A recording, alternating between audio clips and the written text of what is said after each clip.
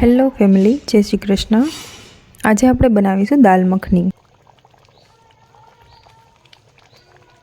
એકદમ સ્વાદિષ્ટ અને ક્રીમી દાલ મખની તૈયાર થશે। મેં અહીંયા ચૂલા ઉપર સ્લો કૂક કરી છે, તમે કુકરમાં પણ બનાવી શકો છો। તો ચાલો આપણે બનાવીએ ટેસ્ટી દાલ મખની। તેની માટે મેં અહીંયા આખા અડદ લીધા છે, રાજમા લીધા છે, પછી તેને 3 થી 4 વાર પાણીથી ધોઈને પાણી નાખીને આપણે ઓવરનાઇટ પલળવા દઈશું। બીજા દિવસે તમે જોઈ શકો છો પલળી ગયા છે।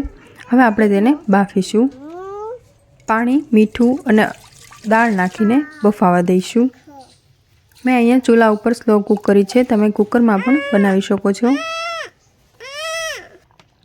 જોઈ શકો છો દાળ બફાઈ ગઈ છે। પછી આપણે તેનો વઘાર કરીશું। વઘાર માટે મેં તેલ લીધું છે, પછી આખા ગરમ મસાલા લેવાના છે, 2 મોટી એલચી, લવિંગ, તજ, તમાલપત્ર અને સૂકા લાલ મરચાં। પછી મેં કસ્તુરી મેથી ક્રશ કરીને લીધી છે, થોડી ઝાઝી લેવી, તેનો ટેસ્ટ દાલ મખનીમાં સરસ આવે છે। સતળાઈ જાય પછી આપણે તરત જ આદુ મરચાં લસણની પેસ્ટ નાખવાની છે। તેલ છૂટું પડે ત્યાં સુધી આપણે તેને થવા દેવાની છે। પછી આપણે ટમેટાની પ્યુરી નાખવાની છે। સતળાઈ જાય પછી આપણે મસાલા લેવાના છે। તેમાં મેં હળદર, ધાણા જીરું, લાલ મરચું પાવડર અને કિચન કિંગ મસાલો લીધો છે। બધું મિક્સ કરીને તેલ છૂટું પડે ત્યાં સુધી મસાલાને સતળાવા દઈશું। જોઈ શકો છો સરસ સતળાઈ ગયા છે। હવે આપણે તેમાં બાફેલી દાળ નાખી દઈશું। હવે આપણે દાળ નાખી દઈશું। દાળ નાખીને આપણે 5 મિનિટ સુધી થવા દઈશું। દાળ સરસ થઈ ગઈ છે તૈયાર।